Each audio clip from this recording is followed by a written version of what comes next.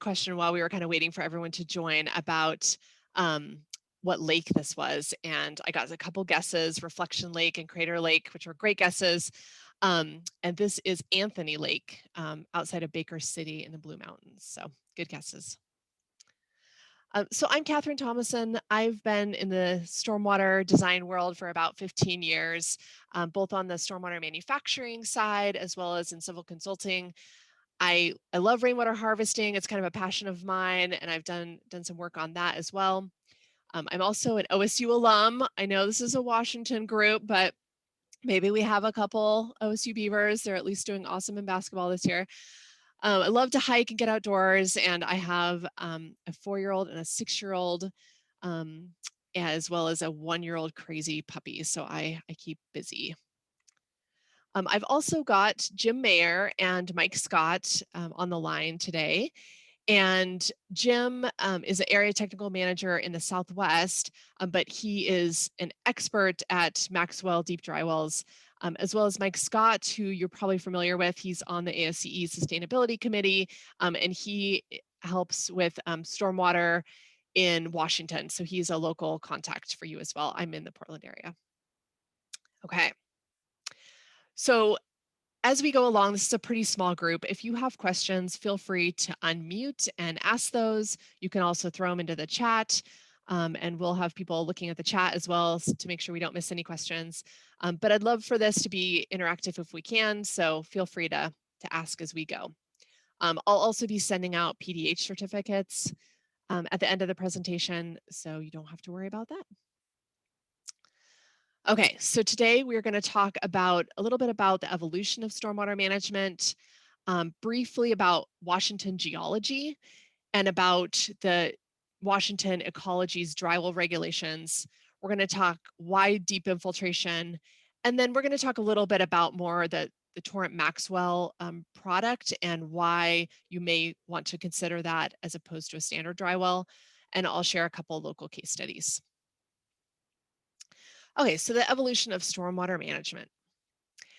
You know, like I said, I've been in the stormwater realm for about 15 years, and I will say just in that period of time, it's changed a lot. It's gone from, you know, looking at, you know, potentially obviously treating the water and protecting our water bodies, but sending that water off site, you know, taking it, treating it, and getting it off your site, versus that my mentality has really changed. And now it's about capturing it, treating it, and infiltrating on your site if you can, and really a shift in mindset from looking at stormwater as kind of a nuisance to get rid of versus stormwater as a resource to conserve.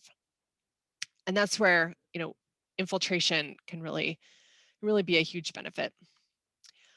I think we're all aware that as you take a site that's undeveloped and in a forested condition and you develop it, you're obviously going to see a huge impact in runoff going to those impervious surfaces. But something that I think we maybe overlook a bit is the infiltration that doesn't occur when you go from a nice undeveloped condition to a developed condition. And that's a pretty drastic decrease in infiltration. And that affects all sorts of things, you know, stream levels and groundwater flow. And something that as we're doing, you know, civil design work, it's something to think about and how we can try to get that water back into the ground. Okay, so Washington geology. My disclaimer is I'm definitely not a geologist, but I think this is fascinating. And today I'm just going to talk briefly about one little aspect of Washington geology. Clearly, there's a lot that's shaped Washington and what we find. But one piece that I find really interesting and does affect you know, the soils that we see is this glacier scouring. So in the Puget Sound area down to about Olympia, there were these huge glaciers, thousands of feet thick glaciers covering this area. And we would see them advance and then retreat. And while they were doing that, they were moving large amounts of sediment and debris. So you've got these cycles of glacial scouring and deposition happening. And what you find is that a lot of the sediments that were deposited are till and outwash, as well as gravels and sands. Just a variety of things happened when these glaciers picked up and moved sediment around. One that I found really interesting is you guys are probably all familiar with the Chambers Bay Golf Course. That was the 2015 US Open location. And this used to be a reclaimed gravel mine. Um, and this ruins that are shown here in this picture were actually used for keeping different sizes of aggregate separate. And the glaciers left behind a lot of this sand and gravel aggregate. So it's really interesting that, this is now a lovely golf course, but at the same time used to have some history with some of the materials that ended up deposited here. So this map here that's shown on the left is clearly a generalization, but this is the Seattle area and shows just some of the soil conditions that you could expect in this area. So I've highlighted just a couple here. That violet color is, silt and sand, well-grounded gravel, and that was glacially transported and deposited. This kind of orangey tan color, the recessional outwash deposits, are stratified sand and gravel, and those occurred or were deposited when the ice was retreating. So I think that's really interesting, just the different kinds of soil that we find when these glaciers deposited the material. And one thing that I find interesting is in this Puget Sound area and kind of Seattle and surrounding areas, you'll find that the hills are capped with glacial till, but some of them have really nice unsaturated outwash beneath them. And that's where infiltration and maybe even deep infiltration could really make sense. How are we doing? Questions so far as we're moving into, I'm going to talk a little bit about ecology regulations. Okay, everyone's staying muted. We'll keep going. In 2019, Ecology published their kind of latest stormwater manual, and they redefined a bit about dry wells and what they consider a deep dry well. Deep dry wells have nothing to do with actually how physically deep they are. What makes a dry well considered deep in Ecology's manual has everything to do with if there's a confining soil layer below the bottom of the dry well, at least 5 feet below the bottom of the dry well to be exact.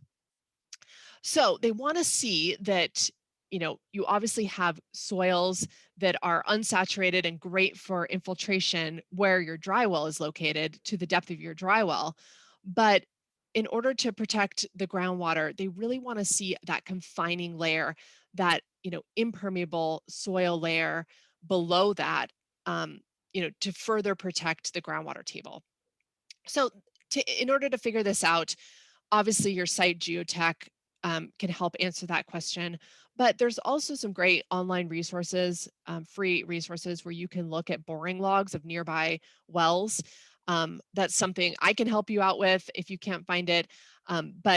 But that often will give you another clue to where you can, kind of look at some of these deep boring wells and figure out, is there a confining layer below where I'm thinking about infiltrating? The other key to easier permitting through ecology for dry wells is making sure that the dry well is outside of a groundwater protection area. There's, again, a state database that has all this information, so you can quickly look at a map and say, oh, here's my site and it's outside of a groundwater area. I'm good to go. I can get through permitting pretty easily for a dry well if these conditions are met. So if it's not considered deep and if you're outside of the groundwater protection area. Okay, so say that you talk to the geotech and they say, no, there's no confining layer below where you're looking to infiltrate, then your dry well is considered deep. And that's not like, no pass and go, turn around. But as long as it's still outside of a groundwater protection area, it means you need some further geotechnical analysis. And what that looks like is infiltration testing to look at mounding effects, looking at groundwater flow direction, and looking at the treatment capacity of the vadose zone, which is actually where you're infiltrating. And that's something that the geotech could help you look at to decide if this makes sense to pursue. So on the right, this picture that I have shown here, this is just a snapshot from that database that shows groundwater protection areas.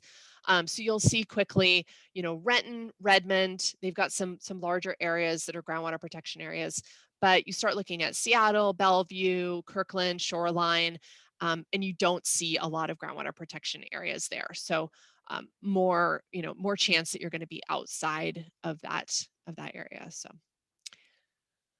Okay, the other piece to look at is once you've decided, yep, a drywall, I think it's going to make sense for my site, you need to look at what type of treatment is going to be required upstream of that drywall.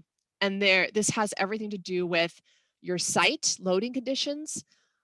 So is your site, pretty low in terms of pollutant loading? Is it a residential site? Or do you have some pretty high average daily traffic counts and you're bumping into, a medium, say high density housing project or commercial project or high, more of a roadway project? That's really going to determine what that pollutant loading column is. And then the treatment capacity is about that vadose zone soil. And that's, again, something your geotech can help you with. If you've got soil with high treatment capacity, it means you need less treatment upstream of your drywall. If you have very little to no treatment capacity of your soil, they're going to require additional pre-treatment upstream.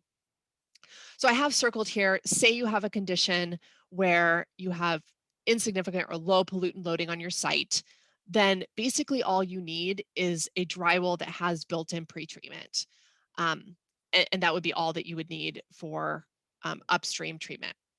But say you had a site with medium pollutant loading, again, this would be like, high density residential, then you're bumping into probably basic treatment. So where it says remove solids, that's Ecology's basic treatment menu of what you would need upstream in order to provide the required treatment of your drywall. So hopefully that makes sense. But definitely something to consider as you're looking at drywall sizing. Some other criteria that Ecology states in the manual, just like everything else with stormwater, infiltrating 91% of the runoff. The drawdown time is 48 hours, and they'd like to see 1 foot of minimum freeboard on your system. I mentioned this earlier, but they require 5 feet of separation between the bottom of the drywall and your groundwater level, or to that impermeable soil layer that we talked about that helps it not be a deep drywall. They also don't want to see drywalls built on slopes greater than 25%, which totally makes sense. But drywalls are not new in Washington or in the Northwest in general. Ecology has 45,000 drywalls registered. Oregon DEQ has 40,000 drywalls registered. So, you're probably well familiar with drywall use and it being another tool in the toolbox for a solution for stormwater. But deep drywall use is a little bit less common and something that I want to explore further in this presentation. One other thing is drywall modeling, and that is typically done in WWHM or some other type of continuous modeling software. I did want to mention that the Maxwell drywall, which is a deeper drywall, is in the commercial toolbox. If you need help figuring out how to get this commercial toolbox, email me or call me and I can walk you through it. But this is free on Clear Creek Solutions website to download that commercial toolbox. And it just gives you a lot of things already filled in, so it just makes it easier to size. But this is also something I can help you with if you're looking at modeling drywalls and need some help. Drywalls, again, like we talked about, don't require a separate permit through EPA or Ecology. Um, they are considered Class 5 UIC wells, so you have to register them, but they don't require their own special permit. Okay, so why infiltrate? Um, Infiltration is so key, and this really gets back to what we talked about earlier with as we keep developing these sites, we see additional runoff, we're not seeing the infiltration, um, and during these drought cycles, this is where we can really help by getting that water into the ground. Let's store it when we've got the rain, and that will help us during drier cycles. um, so infiltration can occur in lots of different ways. And, you know, obviously deep drywalls or drywalls in general are not the solution for every site. You've got to have the right soils. You've got to have, the right groundwater elevation. So sometimes shallow infiltration makes sense. And typically when I'm thinking shallow infiltration, I'm talking about infiltration that's less than 12 feet below finished grade. And this is really where your upper soils are impermeable, um, and you need a big footprint in order to get rid of that water. And this can be a great solution for those sites that that just have soils that don't infiltrate well. But if you can go deeper, there is a huge value to that. Um, Anyone on this call a diver? I feel like divers just really understand what I'm talking about in terms of pressure depth as it equates to going deeper. Um, you know, with just 1 feet of depth of water, you have about 0.43 psi pressing down, but you start getting deeper. And for instance, 69 feet of depth gets you 30 psi, which basically means you're just getting the water into the ground faster. So you're building up that head in the dry well, which can really get that water in the ground. Um, we've also found that when you get a little bit deeper, somewhere in that 35 to 65 foot range is what we're seeing in the Northwest, you often get into soils that are more conducive for infiltration, which is great in terms of getting rid of that water quickly into the ground and potentially using fewer dry wells. So basically, with increased depth, you get increased infiltration, fewer dry wells for your site. Okay, so we've talked a little bit about, why infiltration, a little bit about geology and soils and ecology's regulations. Questions so far? I'm going to dive in a little bit more specifically into the torrent drywall system and why that might be another tool in your toolbox to consider.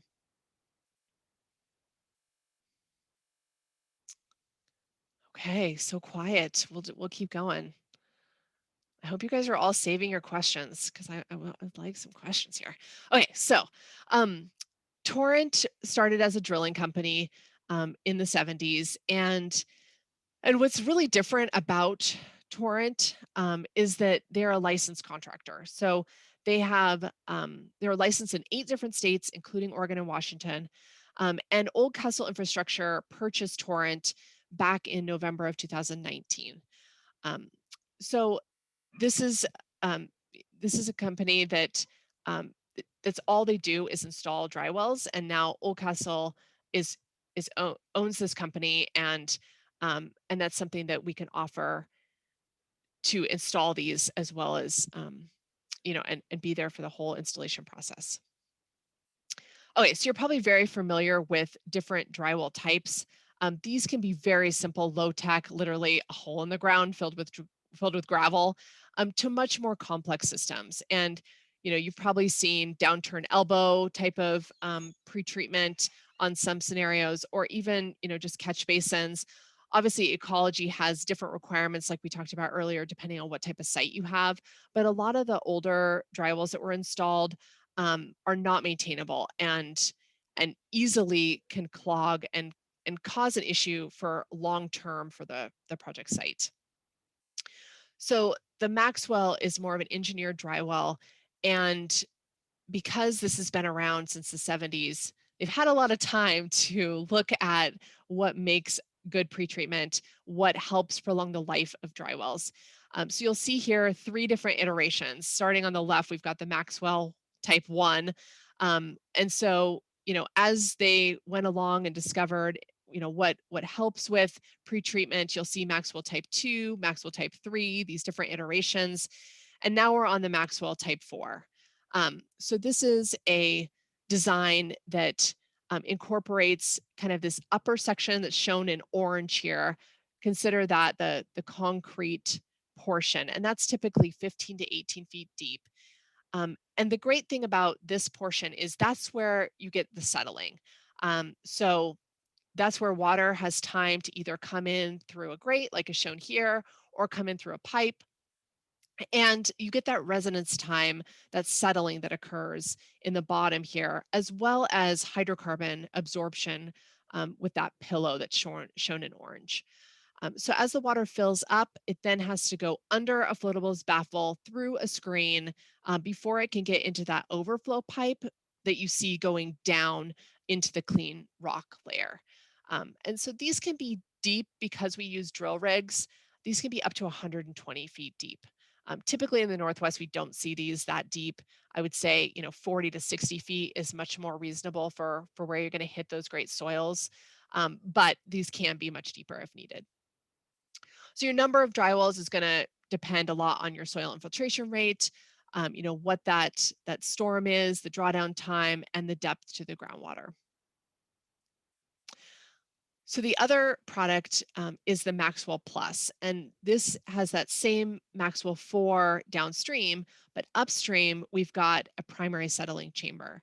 And that just helps protect the drywall. It offers another place for settling and hydrocarbon absorption before it goes through that well screen and the crossover pipe to the Maxwell 4, where it again has a chance to settle before it goes down into the deep clean rock layer. And so this is really important because you want these dry wells to be a long-lasting solution for your project.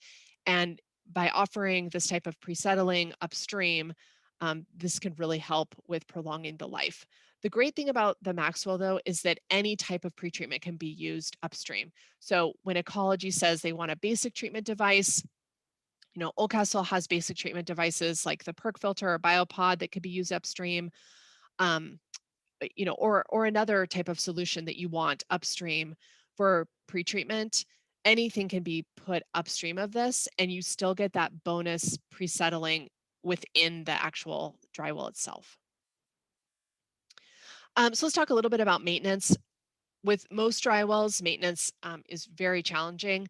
With the Maxwell, one nice thing is that because it has that sump area in the upper 15 to 18 feet, it allows you to literally pop the lid and put a Vector truck hose down in there and just literally remove the sediment that's been collected in there. So we recommend that these are inspected once a year, and then the maintenance cycle is usually every 2 to 3 years, but it really depends on the loading from the site. Okay, we'll see if this works. Sometimes this gets a little choppy. Oh, it doesn't even want to, let's see. So let me know if you can see this. Sometimes with Zoom, this gets a little too much, but okay. So the water is coming into the grate here. We'll pretend like this is in a biofiltration area. It's filling up the primary settling chamber here. And you can see the settleable solids going to the bottom. That pillow absorbs hydrocarbons. And then there's a well screen where the water goes through that crossover pipe into the Maxwell 4, where it again has a chance to settle out. It's not shown here, but there are some weep holes in the bottom of that precast section to allow drain down between storm events. And then the water is filling up. You'll see it's going to cut away here. So it has to go under that floatables baffle and then through the screen down the overflow pipe. And that's where you're going to get down into that clean washed rock area for infiltration. So let's talk a little bit about infiltration. One thing that sets us apart is that we don't sub out the work. We own, operate, and maintain all of our own equipment. We have a drilling rig up in Washington ready to go. And our staff that actually performs this installation That's all they do. So they typically install around 2,000 drywalls a year. So they're just experts at installing drywalls. So the first thing we would do is mobilize after rough grading. Typically, a drywall takes about 2 to 3 days to complete. What you're seeing here in that upper right picture is a bucket auger drill rig, and this is what we have up in Washington. So as it goes down, it's going to scoop up a bucket of soil, and then it can release that as it continues to go deeper. So first of all, we're going to drill down to the full depth of the drywall with a 48-inch diameter um, drill. So that's going to go down to, like we talked about, maybe that's 40 feet, maybe that's 50 feet or 60 feet, whatever makes sense based on the soil criteria and groundwater elevation. We're going to go down all the way with a 48-inch diameter first. Then we're going to come back with a reaming knife and create that 6-foot diameter upper shaft. And that's where you'll find the precast piece that we talked about earlier that's for the pre-settling. That's where those components will go. Once we have it drilled to its final depth, we're going to go back and install geotextile fabric. And that prevents the fines that you would find in your native soil from getting into that clean washed rock that we want to be, to maintain that 40% void and be that area where the water can infiltrate and get into that clean rock area. So then we're going to start building up the drywall. And what you're seeing here, that upper right picture shows the well casing attached to a flexible plastic pipe. So once those are connected, we install a cap on the top and then lower that down to the depth of to the correct depth in the bottom of that drywall. Let's see here. Okay, and then we're going to install the clean washed rock. So this isn't a minus material. This doesn't have a fines component. This is washed, clean rock that's got that 40% void ratio for to maximize infiltration. What you see, the person holding the rock with their hands, that's more the rock you would find in Arizona, like river rock. But what we're using up in Washington in the Northwest is typically like a crushed rock that you'll see up in that upper right picture. So each bucket load that we're adding raises the level of the rock about 1.5 feet, and we're gonna continue to add that rock about 2 feet past that shelf area where we talked about that transition from the 48-inch diameter lower section to the 6-foot diameter upper section. We're going to go about 2 feet past that transition with rock. Then we're going to place the liner. So these are that concrete liner portion. You'll notice that these don't have joints, they just have flat bottoms. And that's because this is a drywall. It's okay if there's a little bit of leakage. And so we're going to get all those liner pieces stacked, and then an eccentric cone goes on top. You see in that bottom right picture that changes that from a 48-inch diameter to 30-inch so that we can put the casting on top there. Okay, so once we've got that liner in place, we're going to come back, continue to add stone to about 4 to 5 feet below finished grade. Then we use slurry from that point up to finished grade to really lock everything in place. In that bottom right picture, you can see they're installing the casting. In this scenario, it was a graded casting, but it can also be a solid casting, and we can put a pipe inlet into these systems as well. Okay, so now they're coming back and installing the crossover pipe.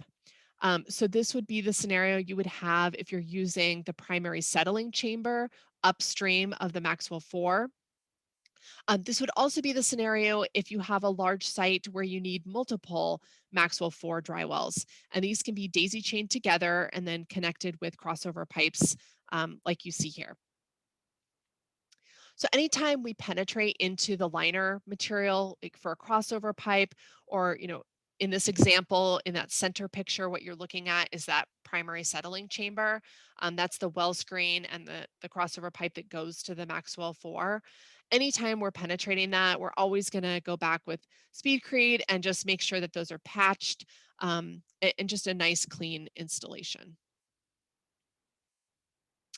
Okay, so if you were a water droplet and you had just come from the primary settling chamber, and now you're in the Maxwell 4 drywall at the bottom, what you would see is kind of up in that upper left picture, and that is you've got the flexible pipe that's going down into the clean washed rock. There's a connection there. We can add our overflow pipe, which is that white PVC pipe you see here, onto that. Then we add a bracket to hold that so it's upright. And then we can add on the screen and that floatables baffle on top. So this picture in the right here would be what you would see in a complete Maxwell 4. You've got the hydrocarbon pillow at the bottom. You've got this overflow pipe with the floatables baffle that you can see. So once all those internal components are installed, we go back and backfill this with 2-sack slurry to grade. And that just locks everything in place and prevents subsidence, because we want these dry wells to be long lasting for the life of the project and not have any issues with settling. We also install protective fabric over the graded inlet to these. And, I think we've all been on a construction site and seen some of the, chocolate milk runoff coming off of a construction site. And we don't want that going into a dry well. We want these to be long lasting. And so once the site is stabilized, the contractor can go back and remove that geotextile and allow this to be functioning dry well for post construction stormwater runoff. Another thing that we can do for these systems is actually post-install percolation testing. So we will hook up to a hydrant and run a test to find out what the actual infiltration rate is at the depth that we installed the dry well. And what we're finding is that these typically outperform the design estimates, because the design estimates are very conservative. And this can mean potential cost savings. So even with the correct factors of safety, we can still find that, potentially you could only need one Maxwell instead of, 2 or 3 that you had planned for the site. So this could, again, be a cost savings for the project. So we really believe that quality matters. We always use 48-inch diameter components. We've got slurry backfill to lock everything in place. We always use clean washed rock and factory slotted well screen. And then those metal components that we talked about, the screen, the floatables baffle, are always epoxy coated. So those are long lasting. And one thing that's really important is that Torrent has been installing these for 48 plus years, and that's all that the installation crews that install these do. So they're just experts at installing drywalls. So the idea is, just to be able to build the same drywall every time. Okay, so if you're considering deep infiltration, some things to think about. We talked about this a little bit earlier, but it does require some geotechnical investigation work. It requires, talking to your geotech up front and seeing if you can get some infiltration rates deeper. It really helps if you can get infiltration rates that are at the depth that you might propose for your dry well. So maybe instead of a 20-foot deep infiltration test, they're looking at a 50-foot deep infiltration test to see if you're getting better rates as you go deeper. We also, need to talk to you about the depth to groundwater and get those infiltration rates so that we can help you with that design. I'm curious. I'm going to throw this, if anyone wants to put this in the chat or unmute and say, does anyone, thinking about your soils class in college maybe, or the boring logs that you look at from geotech reports, does anyone know what SW, SP, or SM soils are? Anyone go back to soils class and know what those soils are? Any guesses?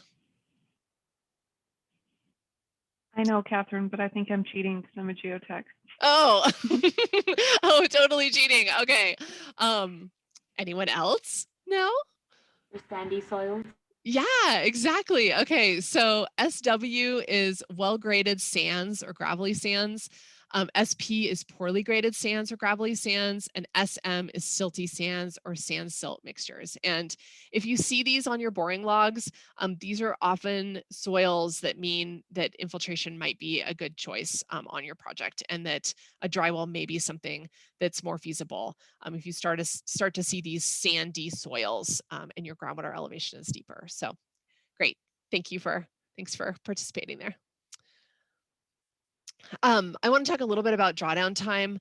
What we're seeing in the Northwest is that the infiltration rates on the actual projects that we're doing are around 0.3 CFS. And just putting that in perspective, that's a lot of water. In just 1 hour, that's a small swimming pool, like shown in the picture on the very far left. In 30 hours, that's a junior Olympic sized pool of water. That's 242,000 gallons of water. So these deeper dry wells can really get rid of a lot of water on a site. So let's talk a little bit about some case studies. Here's a project that we did in Kirkland. This was the Kirkland Women's Shelter. And it took us 3 days to build 2 Maxwell 4 systems. These were both 50-foot deep systems. And they were connected downstream of a biopod, which provides basic or enhanced treatment and underground detention for this site. And what they found was that they were designed with a percolation rate of 0.15 CFS, but the actual perk rate on the site was 0.5 CFS, so significantly higher once we actually did some testing on the site. Another project in Portland is the Westminster Presbyterian Church. This was a Maxwell Plus system, so it incorporated the primary settling chamber as well. And this site was a pretty tight site. It made sense to do dry wells. When they did some geotechnical investigation, they discovered that they had some great soils that were deeper than your traditional 20 or 30 foot deep dry well. And so this project had 2 dry wells as well as the primary settling chamber.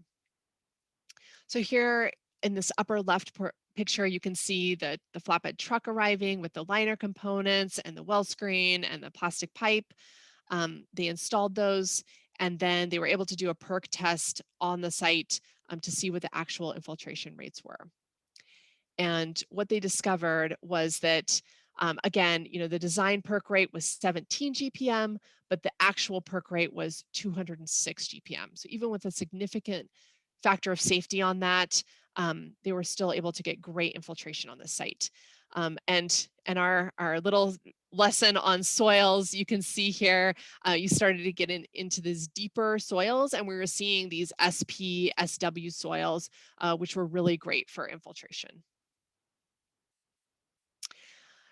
In Washington, oftentimes it makes sense to store the volume and then release it into a dry well.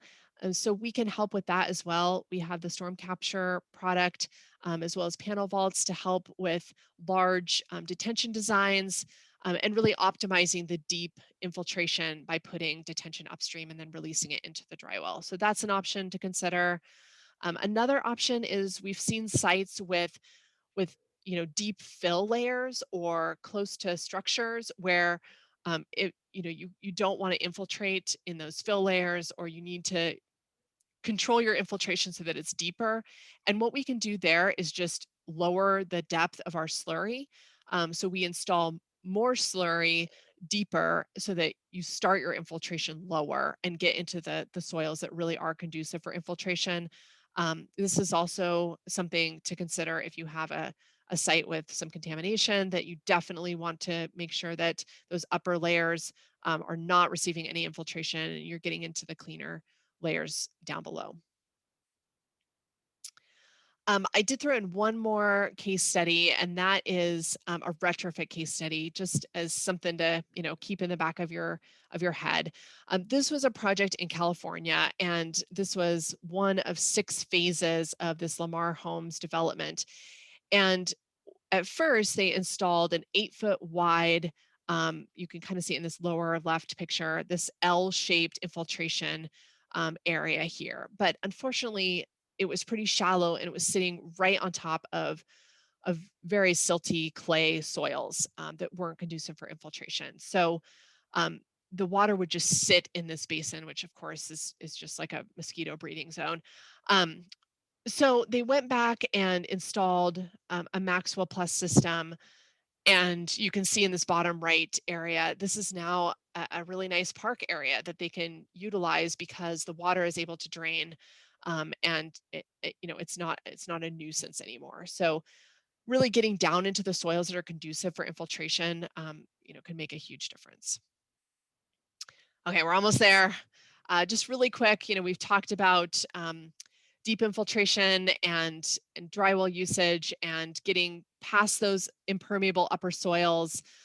We've talked about the pre-treatment that we can offer, but the great thing is that these are really flexible systems. And if you have another type of treatment you want to use upstream, anything can be used upstream. They're simple to maintain, have a really small footprint, and we can install one of these systems in just a couple days and get off the site so that the contractor can move on. So that's what I have. We've got some time for questions now, so I hope you've been saving them. And I'd love to take some questions. And I've got Jim and Mike on as well if there are questions about Washington or anything else that I can help with.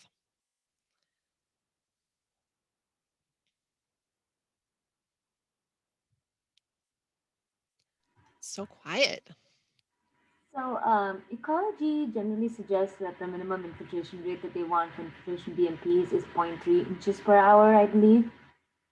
Is there a specific infiltration rate that you need for the drive wells to work?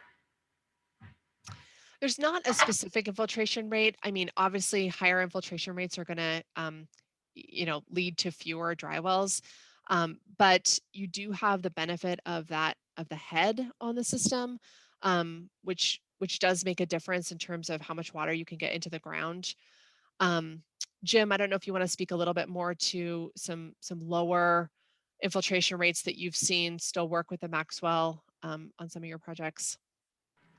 Sure. I mean, we've seen it has to make sense for the project, because what happens if we have to use such a low rate and it becomes infeasible, and we have to guard against that. But as long as we can get something reasonable, the Portland one, for instance, I think we needed like 18 inches per hour, and we got like a couple hundred inches per hour after we installed it and tested it. So we understand that the design rates that we're being basically forced to use with our system are incredibly conservative, and we've seen a couple hundred times conservative in some projects I've been involved with in California. But that's just what we have to battle at this point. I don't think people are used to seeing the types of flows and infiltration we can get through a dry well, like the Maxwell, especially when we get some depth on it. But that's what we have to live with. So sometimes you end up seeing, oh, you can't use, I know you have a rate that says X, but we can only use like a tenth of that. And it generally could make the project infeasible. So we have to just keep an eye out for that. Does that answer your question?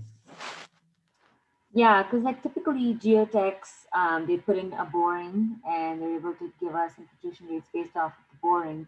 But if these wells are going to be deeper than those borings, then I'm just wondering how the infiltration rate would be calculated for those BMPs.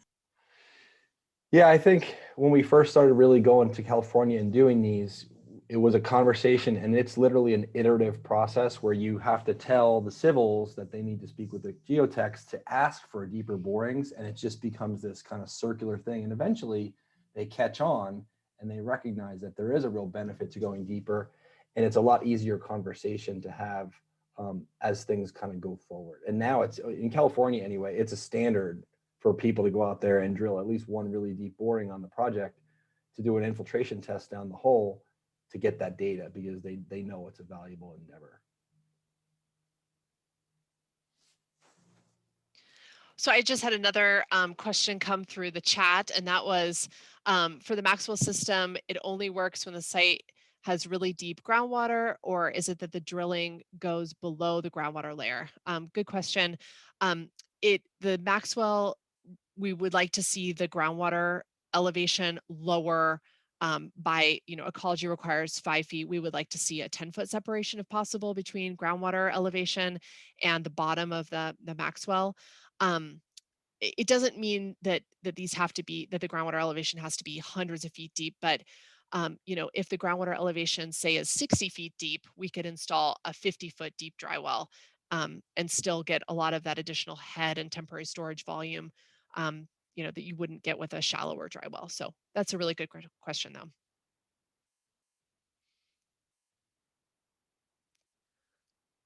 What else?